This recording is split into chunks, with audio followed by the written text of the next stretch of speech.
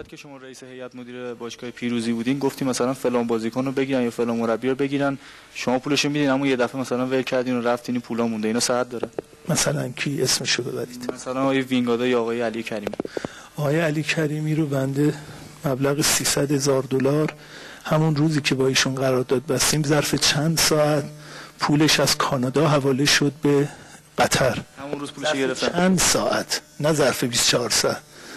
و متاسفم از این چیزایی که میفرمایید. ایشون به خاطر پول نیومد، اسطوره است، یک بزرگ، یک قهرمان ملیه. ایشون اولا به خاطر پرسپولیس اومد، در ضمن اون پولی که ما قرار بود به کمیته المپیک قطر پرداخت کنیم ظرف چند ساعت پرداخت کردیم. وینگادا چطور؟ تمام بازیکن‌ها یا مربی که گفتیم بگیرن شما پولشون رو دادین؟ اصلا دیگران که بنده نقشی نداشتم تو یارگیری. من زمانی به هیئت مدیره پرسپولیس وارد شدم که توسط هیئت مدیره محترم و مدیر عامل محترم وقت یارگیری شده بود. وینگادا رو ولی خودتون خواستین؟ آقای وینگادا پیشنهاد بنده بود. البته پیشنهاد بنده آقای لوکابانوچیچ بود، مردم بدانند. ولی به دلایلی آقایون نظر جمع بر این شد که ایشون خط خوردند، از گزینه‌های ما خارج شدند و آقای وینگادا پیشنهاد شدند، در هیئت مدیره مصوب شد. حتی نظر شخصی آقای مهندس علی آبادی رو هم گرفتیم. بعد با ایشون قرارداد منعقد شد و بنده هم مثل مخارج دیگه‌ای که در بخشای دیگه پرداخت کردم این مورد رو هم تقبل کرده بودم.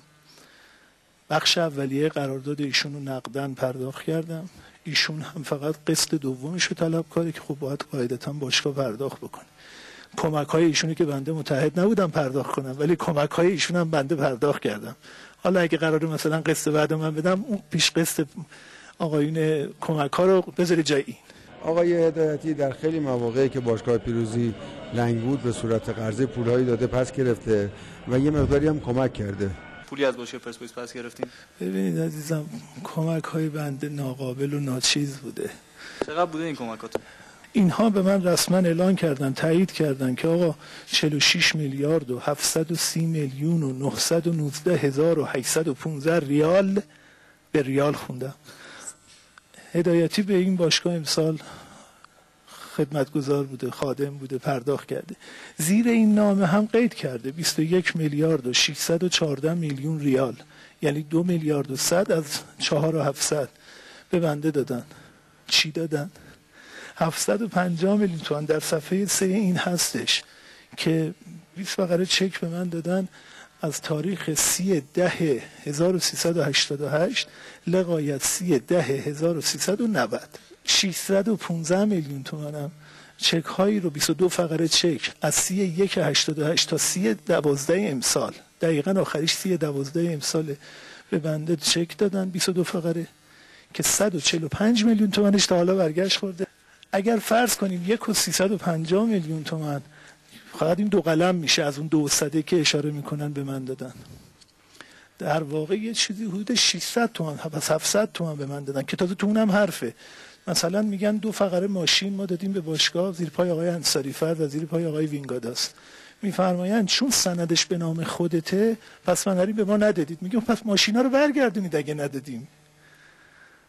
تا ماشین مربی و مدیر هم شما داده بودید؟ حالا خودشون سوال بکنید. پرسپولیس خانه اول و تیم محبوب منه. عمل منم نشون میده که وقتی اومدم از جان و مال و آبروم مایه گذاشتم، خدمت کردم، نمیتونم اونها رو نیمه راه و نیمه کاره ول کنم. من اگر میخواستم نیمه کاره ول کنم و برم رفیق نیمه راه باشم، اول فصل، اواسط فصل که اراده واگذاری سهام در آقایون ندیدم و به من قول داده بودن، من به این قول اومدم اصلا به میدون. حالا ممکنه الان تکذیب کنن این قول ها رو، الان میگن اصلا نه وعده‌ای داده نشده بود، ولی همه این قول ها وعده دادن سهام شما یعنی پرسپولیس آوردن شما. شک این بودش. متاسفانه شاید حالا مصلحت نبوده، منم به این مصلحت ها احترام میذارم. شما اول فصل با این مصطفی و آخر فصل با انصاری فرد مشکلی داشتین یا نه؟ دوستان خیلی صادقانه بگید. ببینید ما همین الان شاید چند روز یک بار من آقای مصطفی رو یا تلفنی یا حضوری میبینم. همین چند شب پیش با آقای انصاری فرد ملاقات داشتیم، با هم دوستیم. حالا اگر دوستی رو من اعتماد میکنم، به ظاهرم من میبینم از ایشون هم محبت به خودم دیدم، انشالله باطنن هم همین جوره. ایشون هم به من محبت داشته، منم به آقای محبت لازم رو داشتم، علاقه داشتم ولی برمیگرده به نوع سلایق و مدیریت و امکانات و خواست و نخواستن خود سازمان تربیت بدنی.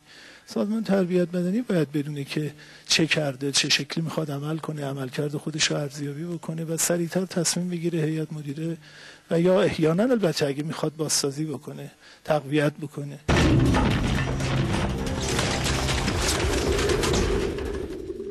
اتفاقات عجیب و غریب در باشگاه پرسپولیس کم رخ نمیده. همین هفته